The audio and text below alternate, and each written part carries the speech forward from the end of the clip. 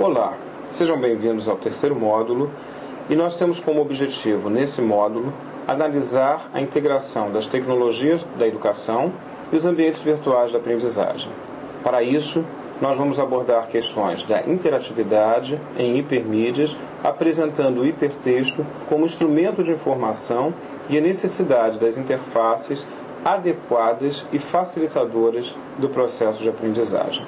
Vamos lembrar que hipertexto é uma forma não linear de apresentar informação textual, uma espécie de texto em paralelo, que se encontra dividido em unidades básicas, entre as quais se estabelecem elos conceituais.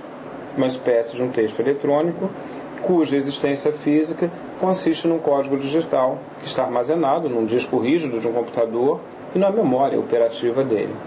Depende bastante da capacidade do leitor em manipular esses elos conceituais que se estabelecem entre as unidades de informação ou os grupos de unidades que podem se distribuir e circular por todo o mundo.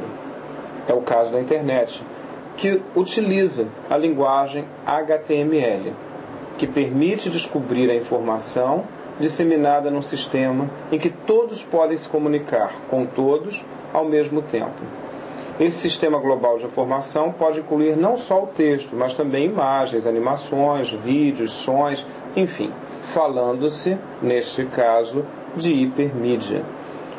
A exibição de museus, a apresentação de materiais acadêmicos, os livros eletrônicos, os pacotes educativos são formas de hipermídia. É importante a gente também reparar que nem todos os textos que estão na internet são necessariamente hipertextos. Por exemplo, um dos formatos mais usuais para a divulgação de documentos formais ou textos originais que exigem um certo nível de proteção da escrita, documentos com extensão PDF. Também um simples texto digitalizado, como qualquer processador de texto pode ser importado para a internet, sem qualquer marca de hipertextualidade, o que acontece com a publicação online, dissertações, ensaios, textos de opinião, obras completas de diferentes literaturas. Para a textualidade, não há clara diferença entre hipertexto e hipermídia, pois é possível passar com a mesma facilidade de um nível verbal para um nível não verbal. Hoje se comercializam enciclopédias multimídia, por exemplo, que ilustram facilmente esse conceito. O hipertexto se apresenta em blocos de texto, sendo possível observar dois modos de navegação: uma listagem de diferentes blocos disponíveis e uma cartografia das diferentes ligações possíveis entre esses blocos. Roland Barthes descreve-nos um tipo de textualidade que anuncia já aquilo a que hoje se chama hipertexto, ou seja, um texto ideal em que as redes são múltiplas e jogam entre si, sem que nenhuma delas possa encobrir as outras. Este texto é uma galáxia de significantes e não uma estrutura de significados. Não há um começo, ele é reversível. Acedemos ao texto por várias entradas, sem que nenhuma delas seja considerada a principal. Os códigos que ele mobiliza perfilam-se a perder de vistas. São indecidíveis. Os sistemas de sentido podem se alterar deste texto inteiramente plural, mas o seu número nunca é fechado, tendo por medida o infinito da linguagem. Esse texto foi produzido em 1980, das edições 70. O conceito de texto legível que Barthes apresenta aqui está muito próximo do conceito eletrônico de hipertexto, o que pode ser lido, mas não escrito. Ou seja, na prática, os impulsos eletrônicos armazenados são traduzidos pelo computador em texto legível, que pode ser exibido ou impresso, não possuindo uma existência material, como no caso de um livro impresso. Foucault, em L'Archéologie du Savoir, segue a mesma filosofia de concepção de texto ideal, em termos de rede de referência. Os elos de ligação conceitual do texto produzido por Foucault nos coloca seguindo uma ideia de texto em paralelo. É um conceito diferente de hipertexto, ou seja, a transcendência textual do texto. Essa ideia nos parece mais próxima das características gerais de um hipertexto, que é, acima de tudo, uma possibilidade universal do diálogo, de um texto original com outros textos ocultos, mas também interrelacionados e disponíveis para estabelecer qualquer relação lógica de significação. Genê, por exemplo, nos traz um conceito de texto onde o texto é sempre absorvido e apagado premeditadamente por outro, ao passo que o conceito eletrônico de hipertexto pressupõe um diálogo de intertextualidade, sem que nenhuma forma textual apague necessariamente qualquer outra que com ela se relacione. O hipertexto só existe para o leitor depois que o computador exibe a cada ato de leitura e pode funcionar ou não como uma recriação desse texto. Depende da sua navegação. Iremos trabalhar também com dois autores e alguns pedaços de suas produções, algumas partes textuais, como Morin e Wertheim, onde eles vão discutir as mídias na educação e a sociedade de informação e os seus desafios. Tais textos complementam os questionamentos iniciados já no segundo módulo e abordados também novamente nesse módulo. O conhecimento e novas tecnologias.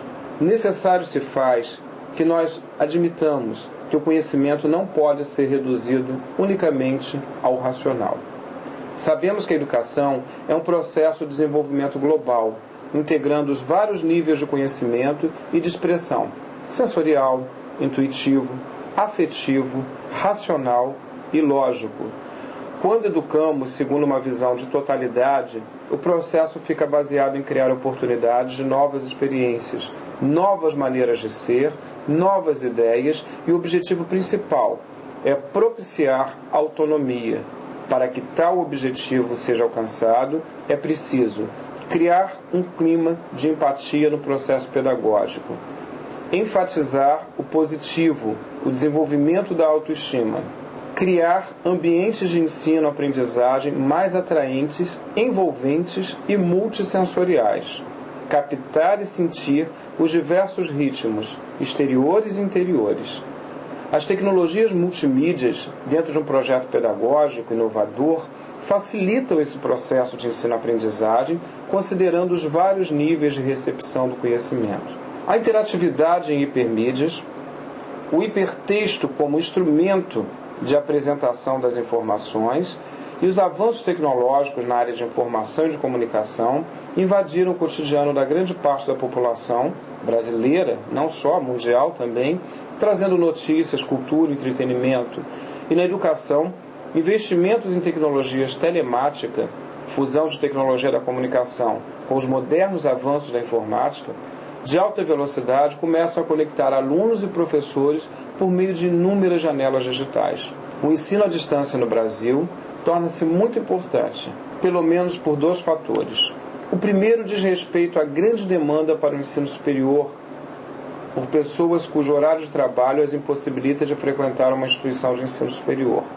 O segundo se refere ao reduzido número de vagas nas instituições de ensino superior oferecidas em algumas regiões do país. Incentivando o uso de recursos tecnológicos na educação, o MEC, de acordo com o dispositivo do artigo 1º da Portaria 2253, autoriza as instituições de ensino superior a introduzir na organização pedagógica curricular dos seus cursos superiores reconhecidos a oferta de disciplinas que, em seu todo ou em parte, utilizem métodos não presenciais. Assim, um dos principais desafios hoje das universidades e escolas é tornar mais flexível o currículo de cada curso, integrando as atividades presenciais e à distância de forma inovadora. De acordo com o Dicionário de Terminologia de Educação à Distância, elaborado por Alexander e Ermilia Romizovics, em 1998, o termo hipermídia significa um ambiente de informações apresentada por meios múltiplos e organizadas em forma de rede, capaz de ser navegada pelo usuário como se fosse um hipertexto, isto é, um texto organizado em forma de redes de íter interligados entre si, permitindo ao usuário navegar seguindo sua própria sequência de estudo. O termo hipertexto surge com Theodore Nelson, em 1967, para explicar sua ideia de escrita e leitura não linear em sistema de informática. O objetivo era que os escritores pudessem manipular os textos, desfazer e comparar de maneira ágil qualquer parte de suas obras. Contudo, atribui-se ao físico matemático Vannevar Bush a primeira concepção de hipertexto. Em 1945, no artigo intitulado As We May Think, Bush, partindo do pressuposto de que a mente humana trabalha por associações, ela salta de uma representação a outra ao longo de uma rede de conhecimentos. E aí ele critica as tradicionais sistemas de indexação, organização e troca de informações baseada na ordenação hierárquica. Trabalhando numa Agência de Desenvolvimento e Pesquisa Científica do governo norte-americano, desenvolveu o projeto Memória e Extensão, um precursor do computador pessoal utilizado hoje. Era um aparelho para armazenar dados de diferentes tipos e permitiam a integração, o elo entre esses documentos. Assim, o usuário podia fazer seu trajeto de leitura de acordo com seu interesse de pesquisa. A utilização do computador na educação faz surgir estudos sobre as diferenças de aprendizagem mediada por tecnologias e pelos meios convencionais, como também sobre o uso de software dedicados ao ensino. O texto e o hipertexto. Considerando os meios convencionais e as novas tecnologias, nós nos deparamos com a primeira diferença básica, o uso do texto. O texto eletrônico alterou de forma vital os modos de reprodução e de organização de informação. A possibilidade de escrever no corpo do texto, cortar, deslocar, mudar de ordem, construir links, desmontou a linearidade que existe no livro, que permite que se escreva apenas nas margens do livro, nos rodapés, permanecendo intocável um texto básico inicial. Podemos dizer que o que distingue o texto eletrônico dos textos convencionais são os recursos de acesso como mapa, menu, links para a visualização do contexto. E esses recursos determinam um novo leitor, que sai de uma passividade para a interação. Se no texto convencional o leitor apenas podia refletir sobre o que o autor escreveu ou fazer anotações complementares, no texto eletrônico se inicia um processo de construção, de interação concreta com o texto. O leitor não só lê o conteúdo, como pode modificá-lo, alterá-lo ou adicionar comentários. A efetividade ou verdadeiro resultado do hipertexto é determinado pela possibilidade de uso dos recursos. No âmbito educacional, o acesso e design dos recursos pode influenciar a habilidade do aluno em localizar e organizar as informações de forma apropriada aos seus objetivos. O hipertexto vem possibilitar tornar as salas de aula um espaço de redes de conhecimentos, de construção coletiva. Um dos elementos mais importantes na criação do hipertexto é a sua organização. Pensar cuidadosamente o que se pretende informar, como se pretende informar e, principalmente, quem será o usuário dessa informação. É nesse momento que nós percebemos aí um pouco da teoria da comunicação, que fala sobre essa relação emissor-receptor. Toda a técnica comunicacional escrita para as mídias nos faz observar quem é o receptor dessa mensagem, como eu devo elaborar essa mensagem e o que eu pretendo com essa mensagem. Desde a redação publicitária, a redação de entretenimento, a redação jornalística, nós respeitamos um desses aspectos que nós chamamos de lead, né? Quem, o que, como, enfim. É um texto que parte já de objetivos, não é um texto espontâneo, não é um texto sem uma reflexão dos seus polos de questionamento, dos seus polos de relacionamento e interação. Se os recursos de acesso definem como a informação está localizada e disponibilizada, um mapa do ambiente virtual bem organizado é fundamental para uma navegação produtiva. Não basta apresentarmos uma lista de links. Importante é que haja organização na estrutura.